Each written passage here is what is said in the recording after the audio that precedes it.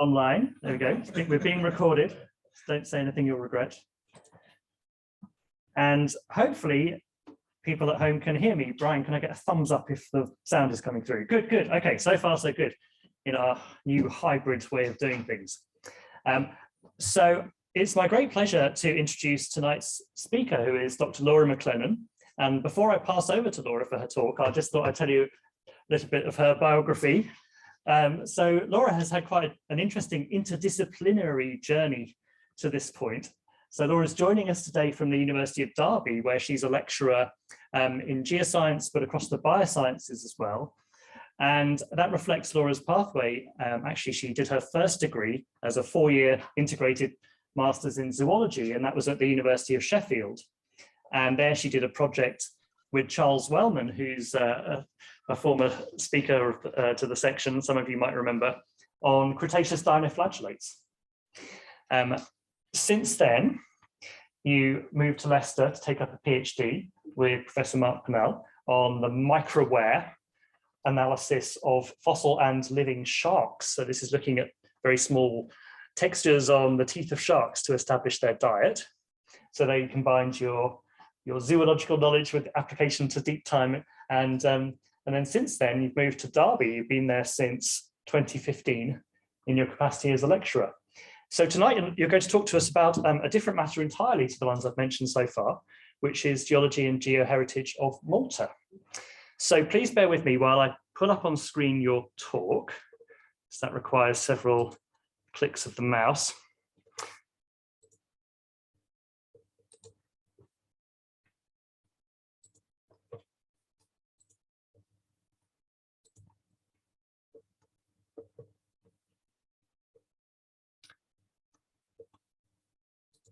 How about that? Why is our menu still there? It'll go away. Okay, perhaps this one. Now I shall alter the lighting in the room so we can see the screen. Is that going to be dark enough, Laura, do you think? And finally, I'll hand over the mic to you. Thank you very much. Right, hello everyone.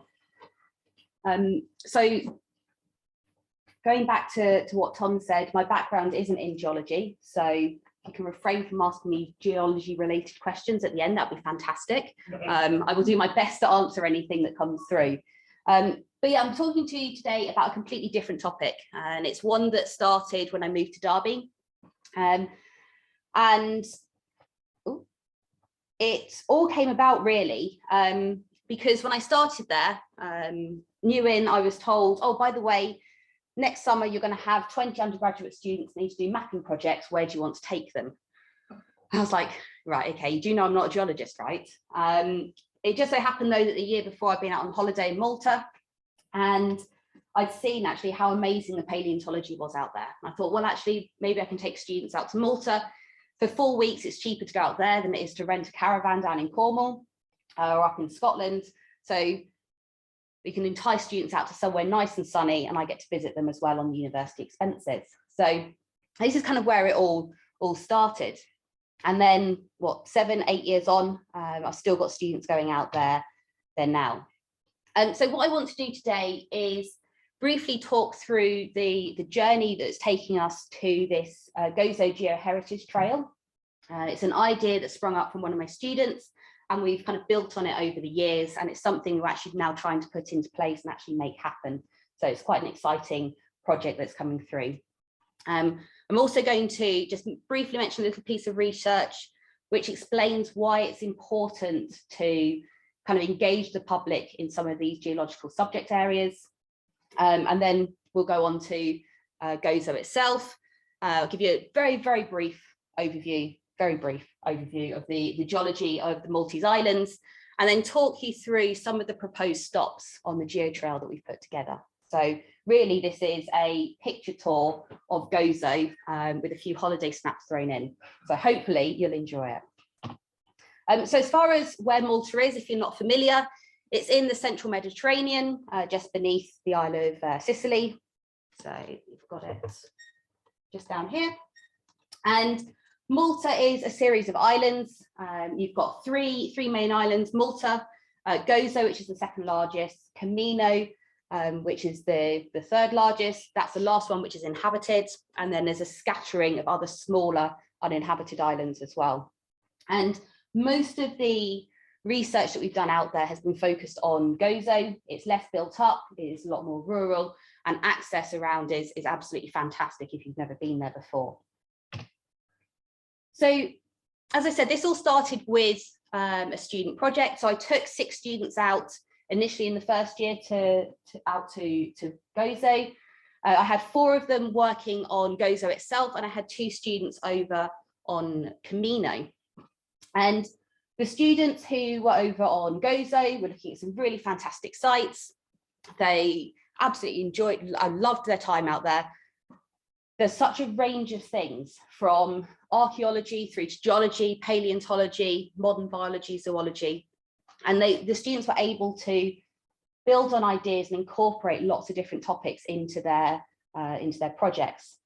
So we've got on screen example of one of the fossils, and you literally just walk over these things. Anywhere you go, you're walking on fossils in Gozo. So we've got an example of the fossils as an overview of the general landscape. This arch is sadly no longer with us. That disappeared in a storm, I think in 2017. And we've got a photograph from one of the megalithic temples over on Gozo down in the bottom. And I've had students looking at the geology and the use of geology at all of these different sites. Now, it was actually the students who were on Camino who were the particularly interesting students. So there was one student out there who was doing a geology environmental hazards degree. They didn't want to do a straight mapping project. So I said, okay, what are you interested in? What do you want to do? And this particular student was interested in going into outreach and education work. And he came up with this idea of creating a geotrail. And we thought, okay, Gozo is quite a big island. Let's trial it down on a smaller island on the island of Camino. So this particular student and another one went over to Camino, they mapped the island, and they took note of a whole variety of different features around the island. And this student put together a really good, really interesting project. So you can see generally from the landscape, you're looking at a very cliffy environment, but very, very good exposure of the geology throughout. There are boat tours which go all the way around the outsides, which take you into all the different caves and lagoons. But on the island itself, there are some really interesting features. And a lot of this and a lot of the students' work was focused on how the geology was actually used. So in the top, this right-hand corner, is a watchtower, which was built in 1618. And it was used for quite a long time. Okay, it was used for quite a long time for holding prisoners. And there's a we don't need to see Brian as well. No, and this particular tower from 1618 is built using the softer Globigerina limestones that are on the island. Now, the image on the bottom right is probably the most interesting site that there is on Camino. There's next to no information on it. If you're walking along, you won't find any tourist information boards. There's no signposts. There's next to nothing on the internet about it. It's actually a 12th century church, which was carved directly into the limestone on the island. And there were originally 2 entrances. One of them is now being completely covered by a fig tree. There's a bit of a scramble to get in there, but you go inside, there's beautiful carvings on the walls, and you can see how this space has been used and changed through time. But the interesting thing about it was the time period that it was built in. So this is a Christian church, and it was at a time when Malta was under Arab rule. So it was a time when that particular religion was outlawed, so they carved this church as somewhere to go and to worship. And it's also carved into the much harder sort of capping limestone that you see on the island. So this student put together this really nice project, and it literally went all the way around the island of Camino with lots of different stops en route. And talking to the students on Gozo, they thought, oh, actually, this is a really nice idea, and there are bigger and better sites on the island of Gozo. So since then, I've had students go out there, and usually it's been one student a year who's picked up some form of a geotrail project. So they spend most of their 4 weeks actually creating a geological map, and then the rest of the time they're going and they're putting together different sites which can build onto this trail.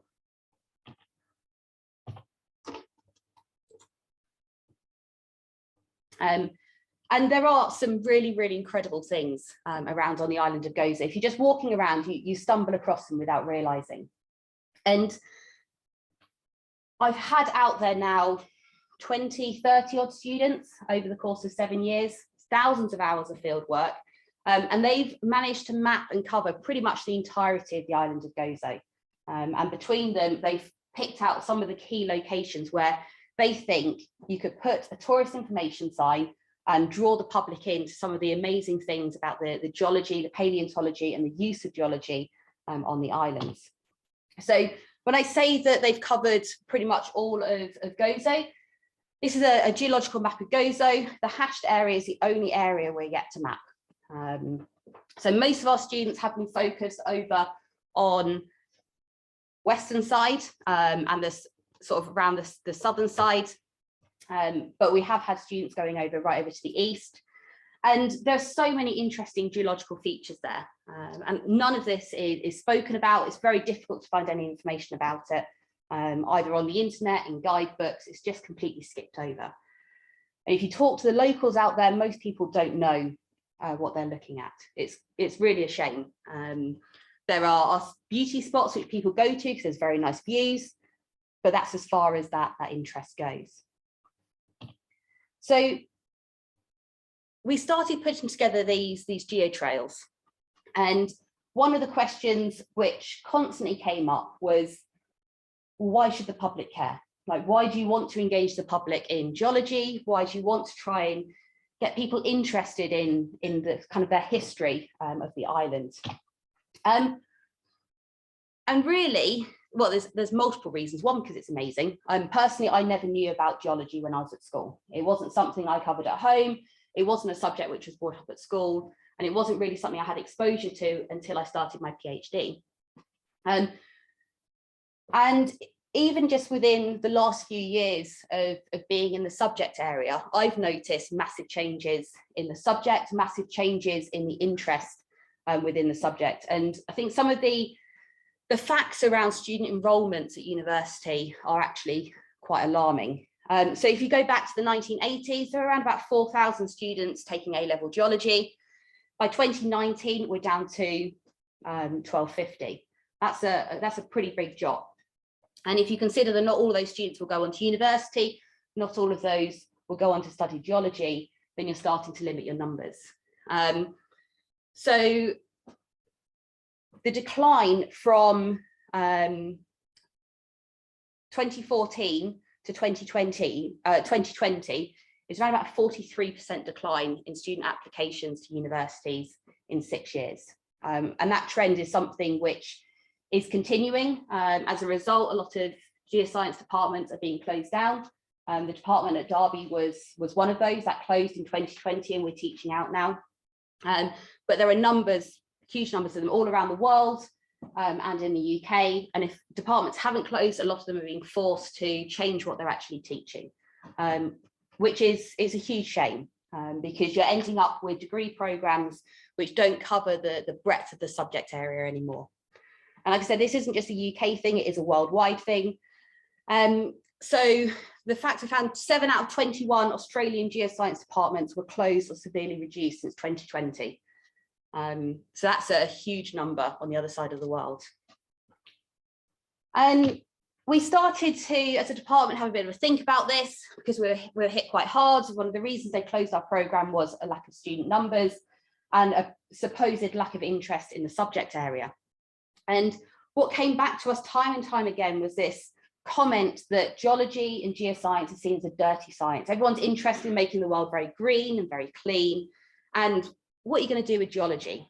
And to try and back that up, I had a student this summer completing a little bit of extra research, and they were looking at the miscommunication of environmental science careers within schools and how that translates through to the actual job market and how it compares. So this student went through LinkedIn and through Indeed on one particular day and found every single job which asked for a degree in geology. They also did the same for geography, environmental science, earth science, biology, zoology. And what they found is 45% of the jobs on that day were related to geoengineering, another 25% related to geoenvironmental, and you can see the breakdown on the screen. So this is just UK focused jobs. That same student also sent out a whole load of questionnaires to schools and said, any teacher, careers advisor, form tutor, anyone who gives careers advice to students who are thinking about going to university, if a student came to you and said, I'm thinking about doing a degree in geology, what job can I do with it? And the questionnaire asked the member of staff to list 10 different careers related to that subject. Most members of staff couldn't get beyond 2. They had oil and gas industry and mining. That was it. There was 1 or 2 who added in a few extras, but they were largely things around hazards, so volcanoes, flood risk, and those sorts of sectors. So we were starting now to look at, is that miscommunication, this lack of understanding of our subject area, perhaps driving some of the decline in numbers? And that's where it became really important to start to engage the public again in the subject area and show that it isn't about these 2 main subject areas that everyone associates it with. There are actually this massive variety. So that brings us back to Malta and this geo trail. So Malta is a holiday hotspot. A lot of Brits go out there every year. Tourism is one of the massive areas of the Maltese economy. But like I said, nothing is done around the geoscience side of things. So to talk you very briefly through the Maltese geology, there are 5 formations on the islands. We can see 1.5 formations in this image here. So this lower half up to this line through here, this is kind of paler, creamy coloured rocks, is your lower coralline formation. This is the oldest unit on the islands. It is the hardest unit. It's divided into 4 separate members, and depending on the position on the carbonate ramp when these rocks were formed, when the sediments were deposited, depends on the properties of the particular limestones coming through. But they all share these same features. Now, traditionally, the most common and oldest member that you'll see on the island is the Attard member. That then transitions up through into either the Zlendi or the Ilmara. So the Zlendi member typically was formed on an inner ramp setting, the Ilmara on an outer ramp setting. So again, slight differences. But we're moving through kind of towards the end of the Oligocene, and there's some quite big climatic changes happening around that time as well.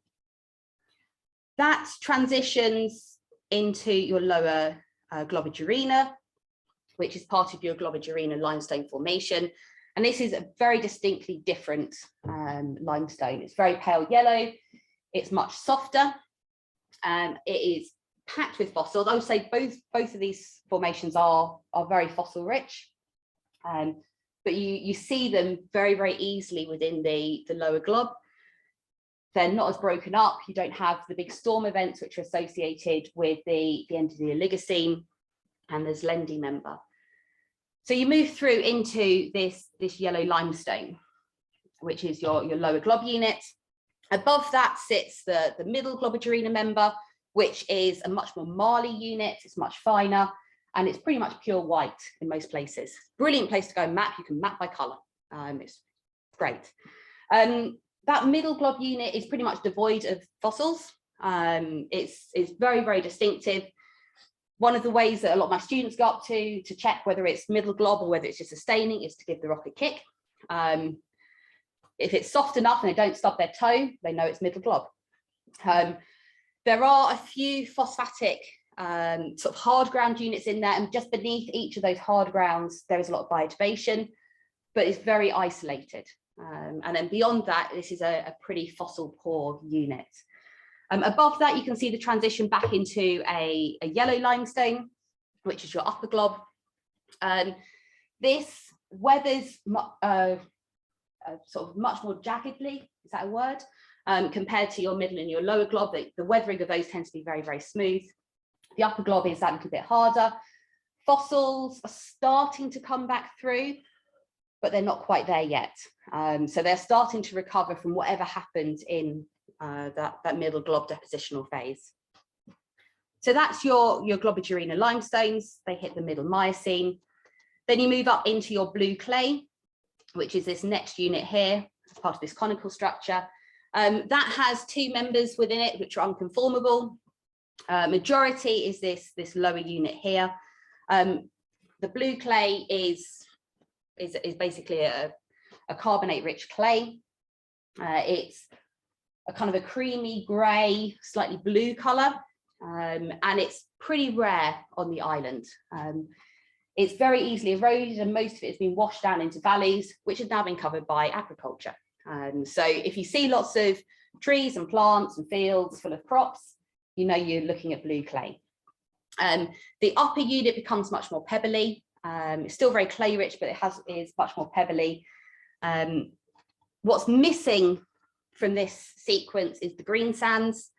They are usually only a couple of meters thick if they exist. They're very glauconite rich. They're usually a yellowy brown color, but they have a discontinuous deposition across the islands.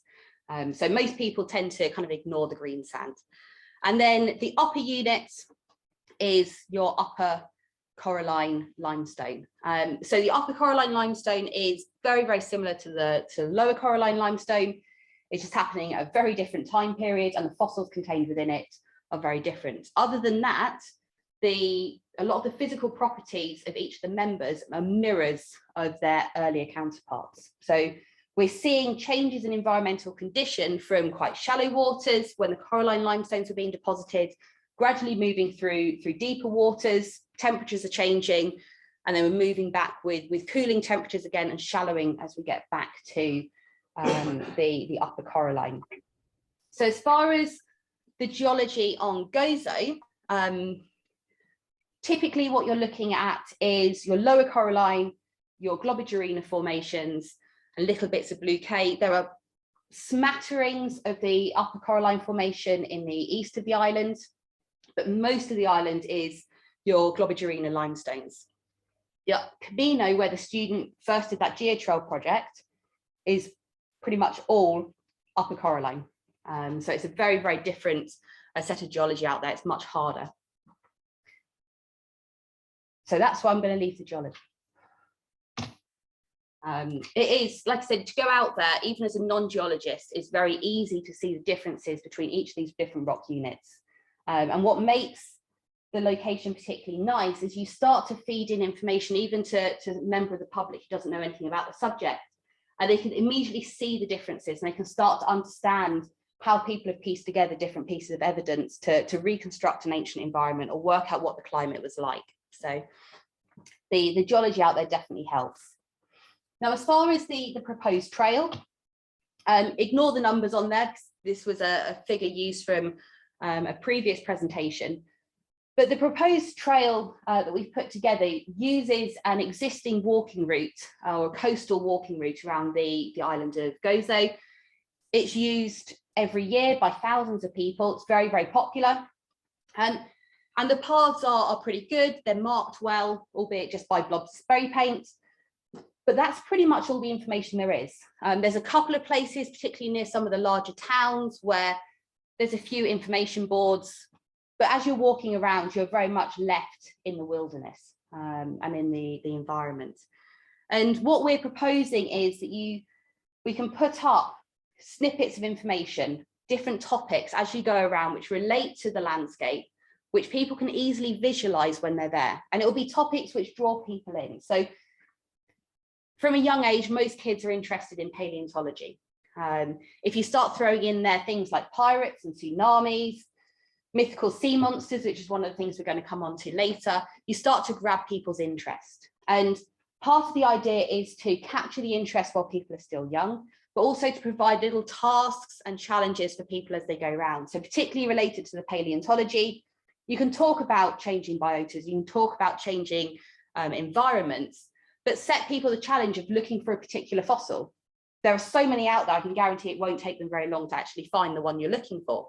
But at different points, you can set little challenges to help engage people with that environment. What I want to do today is just guide you through part of this trail. So we're going to start here at number 6, and we're going to take an imaginary tour out to the coast and around the coastline, up to point number 1. So I've tried to piece together some images. I will put a full disclosure in there. I don't have access to all of my photographs. The University of Derby has decided to disable all USB ports, and most of my photographs are on a USB pen, which makes putting together a presentation with photographs in quite tricky. Don't ask me why they've done that. So we'll start off at number 1. And this is sort of in the realms of geology, sort of not. It's really archaeology, but it has roots within geology, and you can feed people those geological information whilst capturing that natural interest in humans past. So let me get my notes so I can get this information right. So this particular site is Gayoun Abdul Mesa. It's right in the centre of Gozo, just outside of the main kind of capital, the main city of Victoria. And it's a cave system that yields the oldest known artifacts on the Maltese Islands. So they date from the Neolithic time period of 5200 BC, and they're largely little shards of pottery. But these shards of pottery are different from those on the mainland of Malta, dating to a very similar time, and they're much more similar to the Sicilian pottery around at the from that 5200 year window. So this has been interpreted that Gozo was actually inhabited before mainland Malta, because the type of pottery hasn't developed and changed as they've moved through the system. Now, unfortunately, this cave system used to be much larger. It's been largely quarried away, so there's just one large cave left there now that has a partially natural, partially man-made wall dividing it into 2. And this cave has been inhabited all the way from 5200 BC through to 1951. So unfortunately, a lot of the artifacts and a lot of the original archaeology has been lost from the site. It's still scattered around, but a lot of it has been lost. But it's still pretty incredible to walk up there and to look out and to imagine yourself looking out across this ancient landscape. You're looking out across a relatively rural area when you look out of the cave.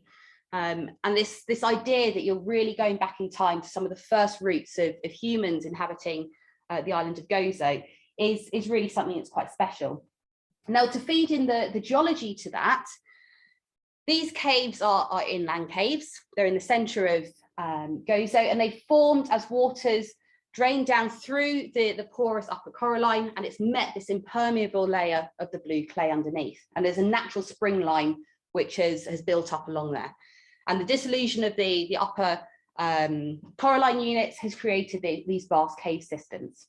And actually, you can follow that spring line right the way across Gozo. You can see this little line of trees and grasses right the way through. So whichever way you look, you can see the direction that this is moving in. So you can start to drip feed people this idea of how these caves were forming and starting to build in some of those geological ideas.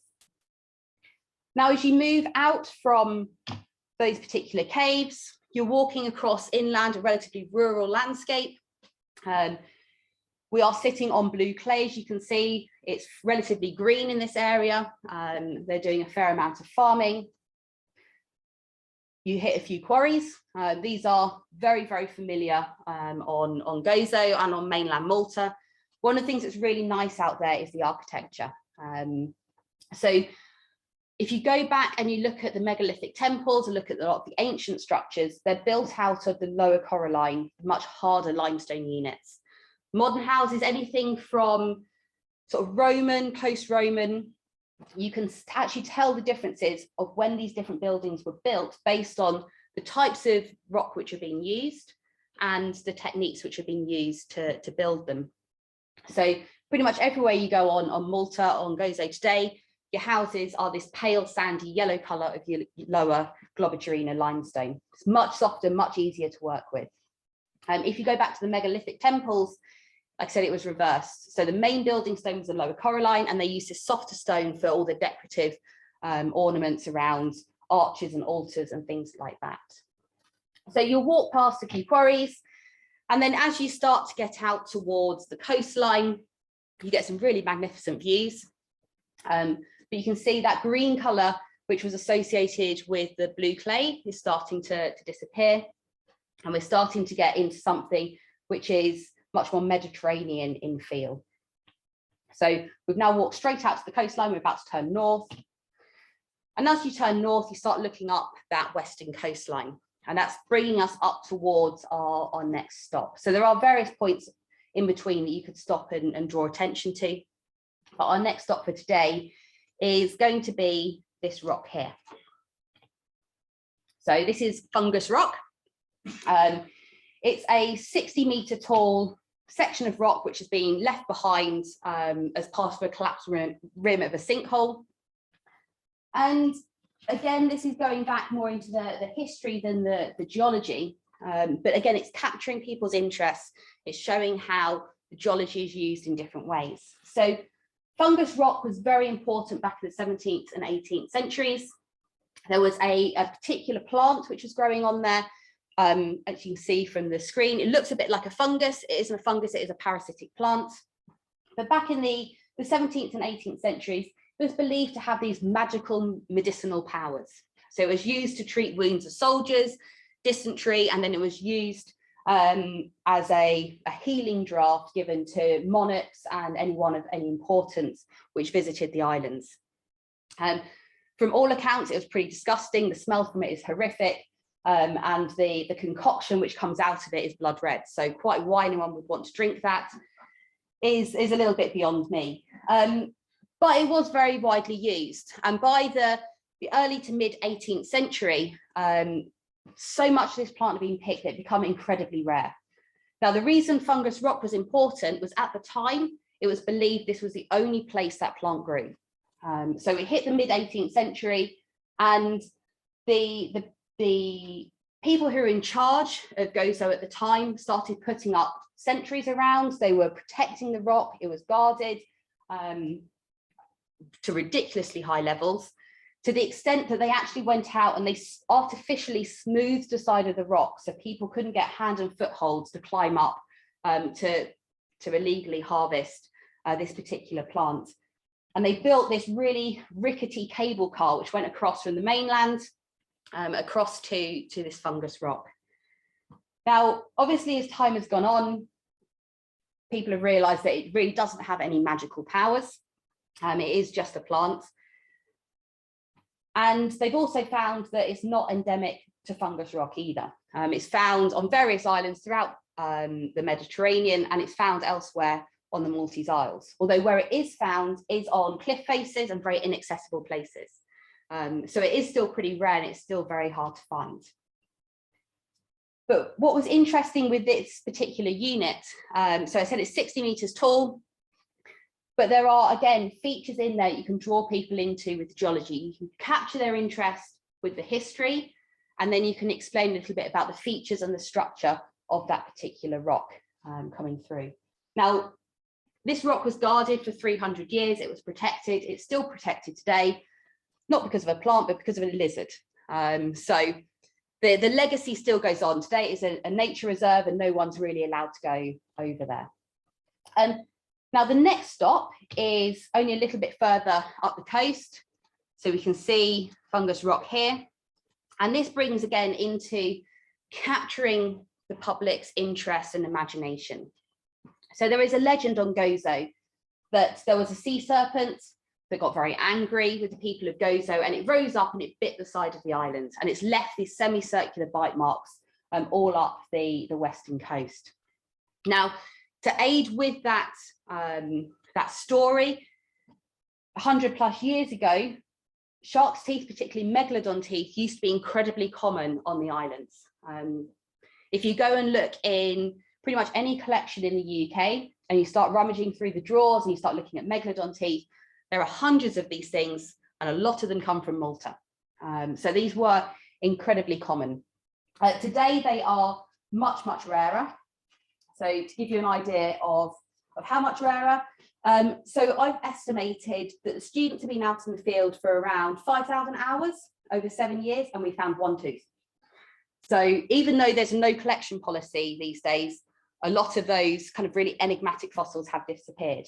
But if you go back 100 years, 200 years, you can see how finding giant teeth scattered amongst the rocks, particularly around where these supposed bite marks were, can start to capture the interest and build on this legend. Now, on the geological side, we're looking at sinkholes. Now, these sinkholes are slightly unusual. They are huge for a start. They are clustered together and they are part of a much bigger depression in the area as well. So there is still a lot of debate out there as to how and why these particular sinkholes are formed. And there are kind of two leading competing theories, which are similar, but the timings are slightly different. So the first theory, the one on the left, is this idea that these sinkholes actually formed underneath the sea. So it was a dissolution of Eocene evaporite deposits into a cave system. Those cave systems collapsed and all of the sediments which had built up above them during the Miocene collapsed down into those particular sinkholes. Sea level has later then dropped and it's exposed some of those areas. The argument is that Eocene cave system was much larger, and what we're seeing is the collapse of partial caverns rather than the entire cave system, which is why you have a larger depression over about 1 kilometre area with these 4 particularly large sinkholes, which are about 300 metres across, scattered within there. Now, the second theory is that, again, it's linked with dissolution of evaporites which were deposited in the Eocene, but they didn't happen until the Pleistocene. So sea levels in the Pleistocene had dropped by about 120 metres. This exposed those Eocene deposits to freshwater dissolution, created massive cave systems where we had subsidence. Sea levels rose again partially after that time period, once we got rid of all of the ice, and that influx of seawater weakened those cave systems even further, and that's when we see the 4 main sinkholes forming in the area. But the initial subsidence explains the dipping strata in between those sinkholes. Again, debates out, it's probably elements of truth in both sides, and there seems to be different camps of geologists sitting in different sides, having arguments backwards and forwards between each other, as seems to be the case with a lot of academia. But again, you can start off with something which draws the public in and then start to drip feed in this case, some geomorphology. And then as you continue up this coastline, we can see those semicircular bite marks. They are right the way up the coast. But hopefully you can see from the landscape that you're in this very Mediterranean environment. It is very exposed. It's absolutely, you could go there on well, it's always sunny, pretty much always sunny. But it's very warm. You've got a gentle sea breeze coming in. You get these fantastic views. And like I said, a lot of people take these coastal paths. So it's very easy to put up information boards to draw people in as they're walking through this landscape. So we're traveling further north here. Along the way, you're likely to see quite a few of these guys scattered around. They're very friendly. The snakes on the island, not so much. I personally despise snakes, so you're not going to see any of them in this presentation. If you talk to any of the locals, they say there's no snakes on this island. They're all on mainland Malta. They never came across to Gozo. There are definitely snakes on Gozo, trust me. They are, if you start getting out away from the towns, you see them everywhere. But the little lizards are pretty friendly. You sit down for your lunch and they'll come over and try and eat the crumbs. So they're pretty cute. And we continue up through and you have these really spectacular views out over the bays. You can see all of the different strata within the cliff layers. You can see some of those sea caves starting to form. quite worryingly, you're walking around one side of the bay, knowing you're about to walk over the top of the roof of a cave on the other side, but try not to think about that too much. But you can see from here the level of rock which is exposed. And within that rock, like I said, packed with fossils as you're coming through. So as we start moving around towards our next stop, we reach an area which is really open.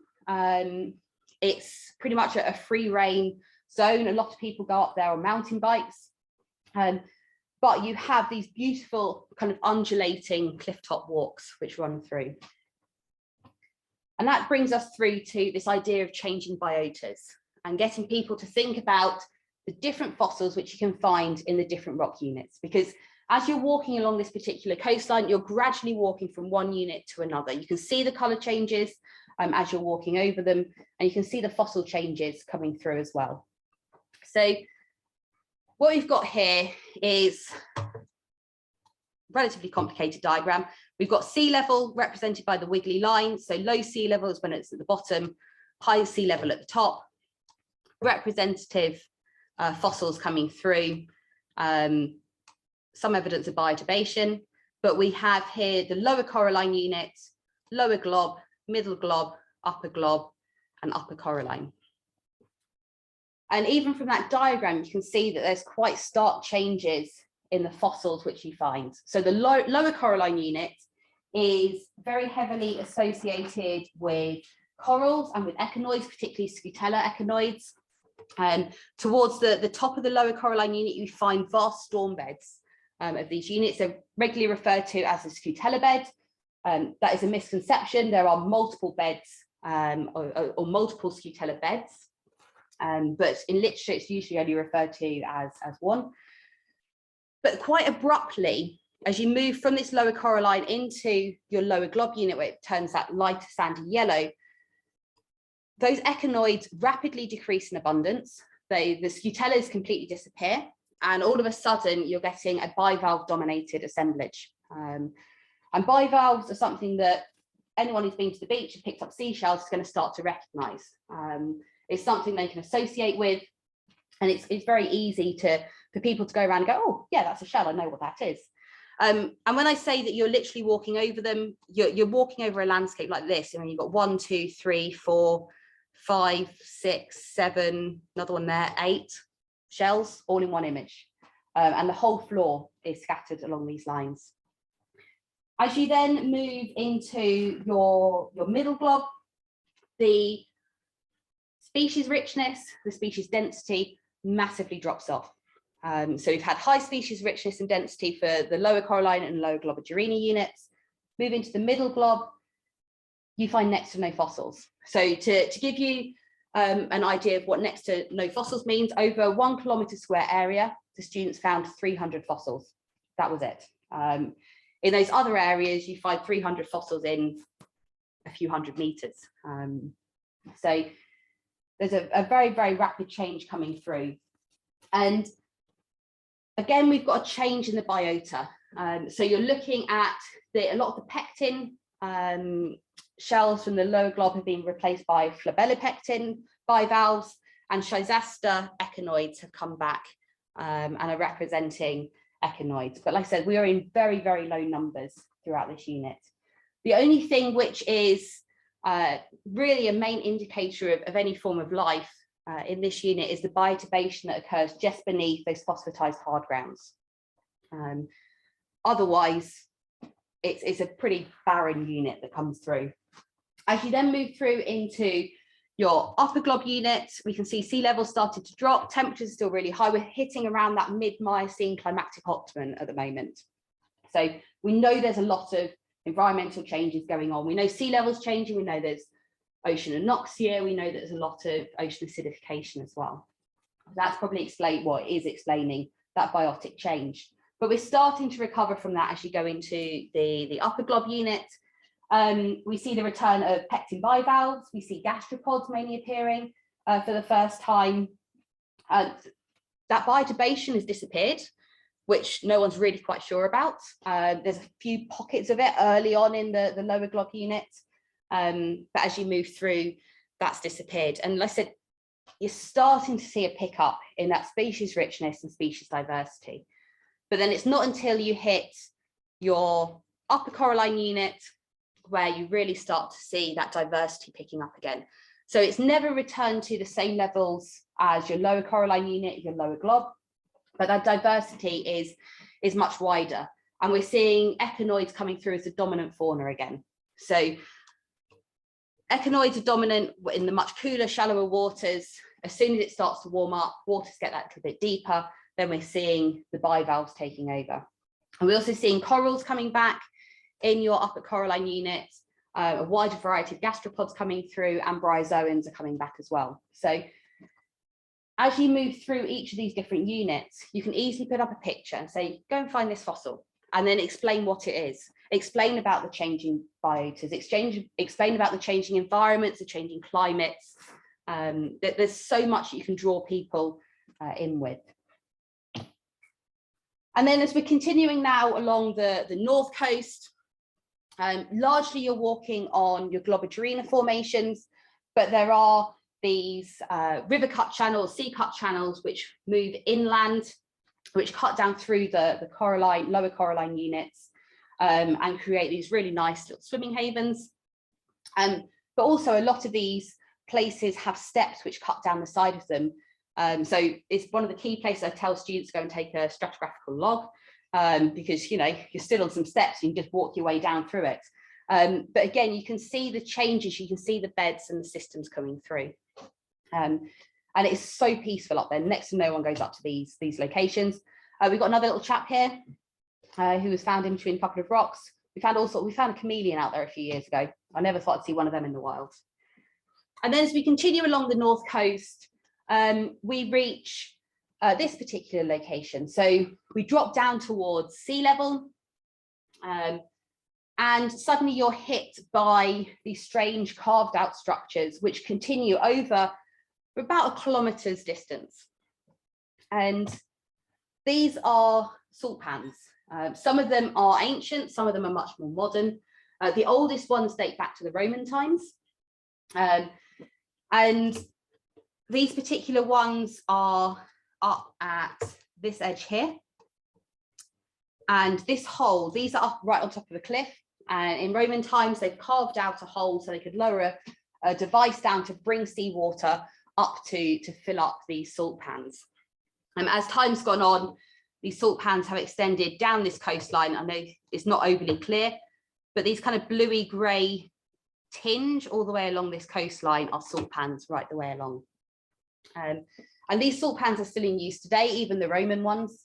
They get filled up with seawater during the winter months, evaporates off in the summer and is harvested and sold right there on the seafront.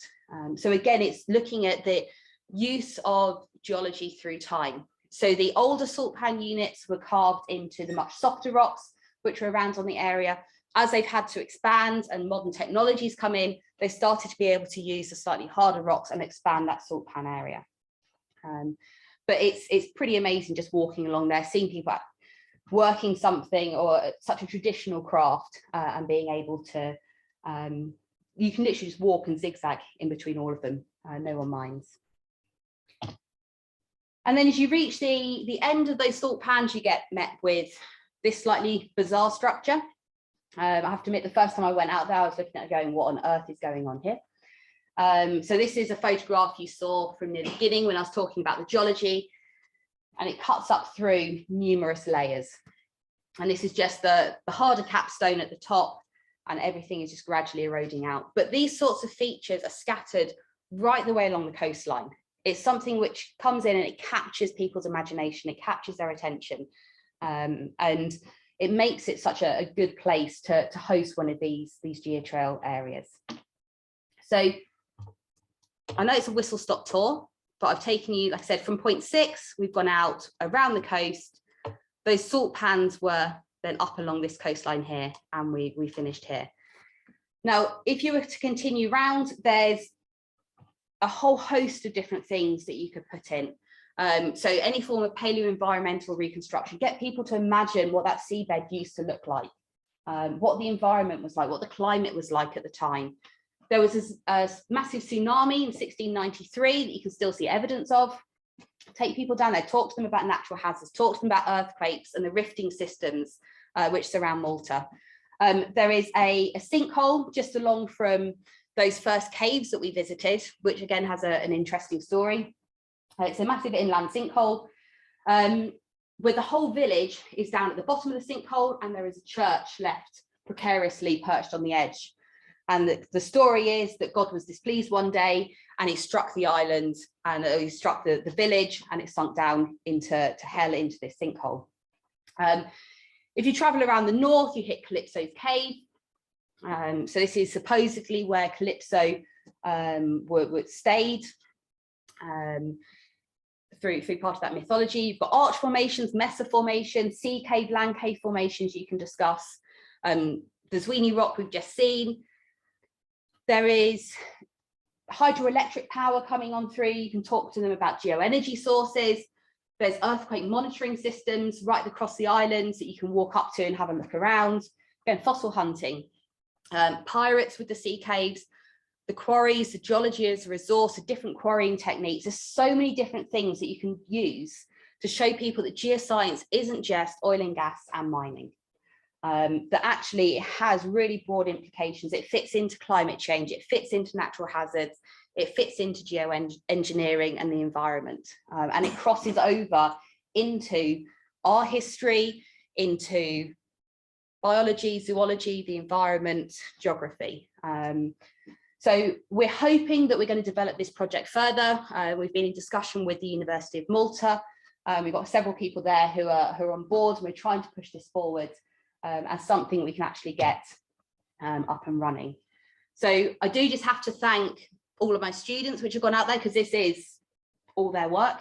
This is all of their final year research projects which have been pulled together over the years. So I've had students looking at the different geology which has been used in megalithic temples in different time periods. We've had students looking at the paleontology, at natural hazards, at earthquakes, everything you can pretty much think of.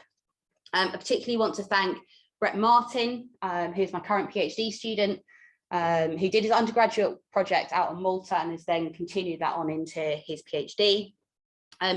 The University of Derby, which has funded a lot of the students to go out to the islands, either through the Environmental Sustainability Research Centre or through the Undergraduate Research Scholarship Scheme, and then the external support coming through from the University of Malta as well.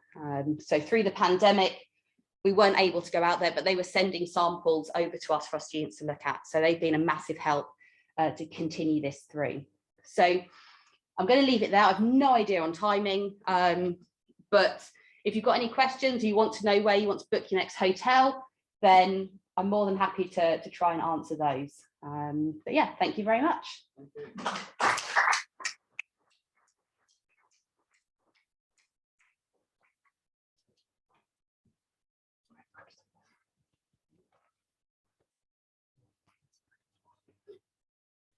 Thank you very much indeed, Laura, for a fascinating talk. I think I'm going to steal some of those ideas for Leicester Geology mapping projects, combining mapping with geotrail design. Yeah, great.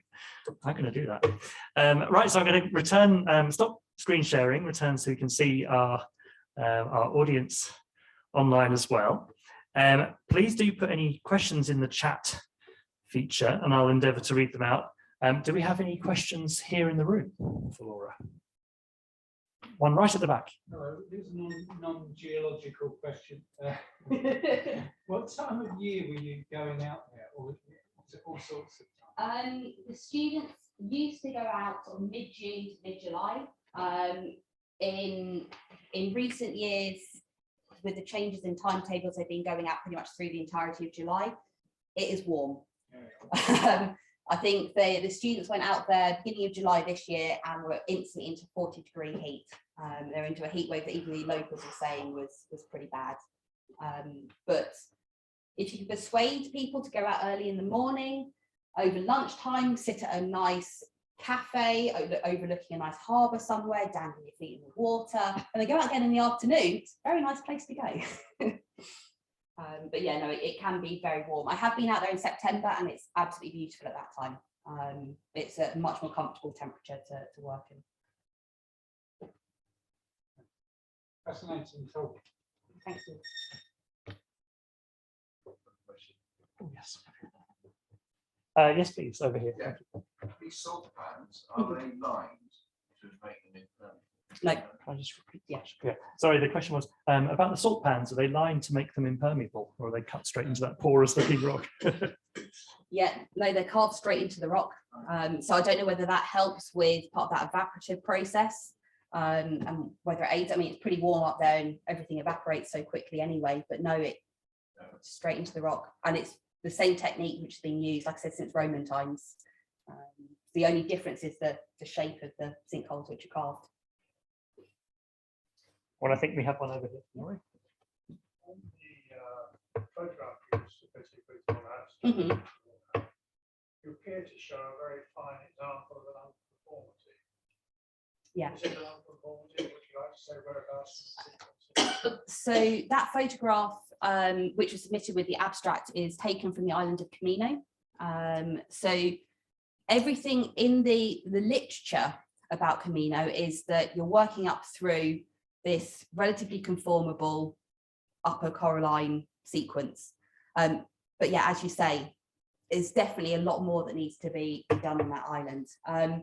So the particular island I think you're looking at is one of the little sub-islands which break off from Camino. I haven't had anyone out there looking at it specifically. It is within the upper coralline units. And I imagine that you're looking at a lower member of the upper coralline, which is unconformably overlain by one of the upper members. But yeah, we haven't had a chance to get out there. Because you're looking at a cliff face, it's quite difficult to get up to. And unfortunately, health and safety doesn't allow the students to go out in pedlos and kayaks and get up close to these features. But there's so much about the geology out there which is unknown. If you go back into the literature, the widely cited sources are a paper by Spratt, which dates from about 1890s, and a Pedley paper from the 1970s. And there's been touches of things in between, but they tend to be very, very specialized rather than looking at the whole stratigraphic sequence. So there's so much that can be done out there, and no one's doing it at the moment. So yeah, but yeah, I spotted that when I was out there. I thought, that's interesting.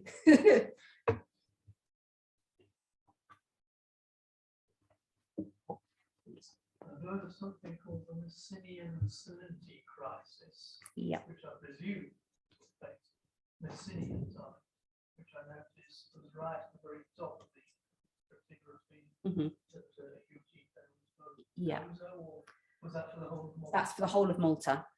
So the geology seems to tip just into the into that Messinian salinity kind of time period, but sea levels drop at that time, and we're kind of moving now from a period of deposition into something which is much more erosive. Right at the very top of the upper coralline units, you do see a lot of evaporite deposits starting to come in, which is those kind of telltale signs of the Messinian salinity crisis, but there isn't a really strong geological signature. And that upper coralline, the sea levels never go back up again. So there are a few terrestrial deposits from the Quaternary time period, but they're pretty scattered. That upper coralline is our cap, unfortunately. It'd be great if it continued up through though.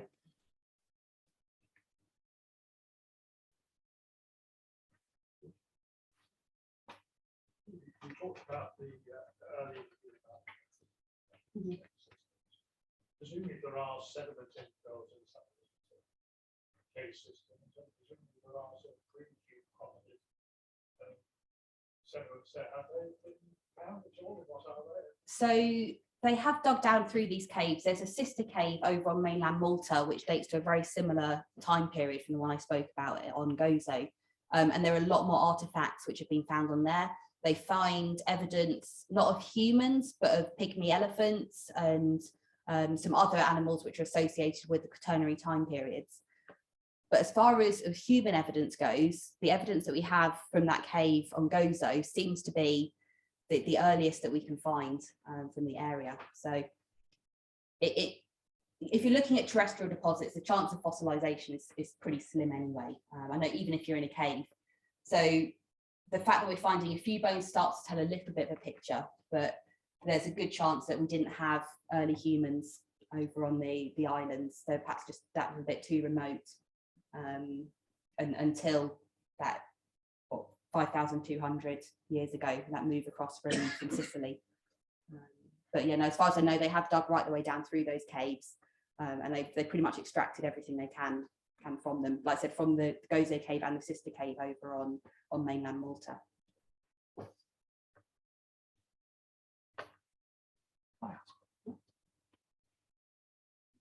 If I can use my chair's privilege to ask a question as well, I just wondered about how to protect some of these sites. If they do see an influx of geotourism, are there risks to the site? I mean, you alluded to very strict laws against fossil collecting in your abstract, I think. Are there already worries that visitors might ruin the sites they've come to see? So yeah, fossil collecting is completely outlawed on the islands. People do still go around and collect fossils. You see them popping up on Facebook all the time. People saying, "Oh, I've collected this from a beach in Malta. Can someone identify it?" You kind of say, you probably don't want to put that on social media. It's illegal. It depends on who you talk to out there. I mean, these rocks and the fossils are pretty tough. They do already endure a fairly heavy footfall. So around where I was showing you those bite marks from the sea serpent, or the sea serpent coming up in the sinkholes, that arch window which collapsed used to be in the same area. Now that window was used as a backdrop in Game of Thrones. So they filmed out there. So they've had whole film crews moving across that area. It's a very, very kind of tourist heavy site, even now without that arch there. And it does seem to be holding up pretty well. People are walking over this ground all the time. One thing I would say is when they did do that filming process, they dumped a whole load of sand down on the area, completely destroyed a load of micro habitats for living animals, which is a bit of a shame. But they've cleared a lot of that up now. But no, a lot of these sites already, because we're sticking to pre-existing walking trails, we already know there's been footfall through those areas, and it's holding up okay at the moment. I think areas like the caves would probably need to have perhaps some protective barriers put up to stop people going in just for general safety, as far as not so much the falling rocks, but hitting their heads on the ceilings and things like that. But your general landscape around the top of the coastline is pretty hard wearing, so it seems pretty good.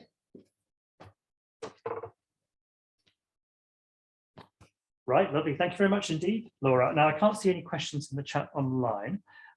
So I think it just remains to thank Laura once again for a fantastic talk. Thank you very much.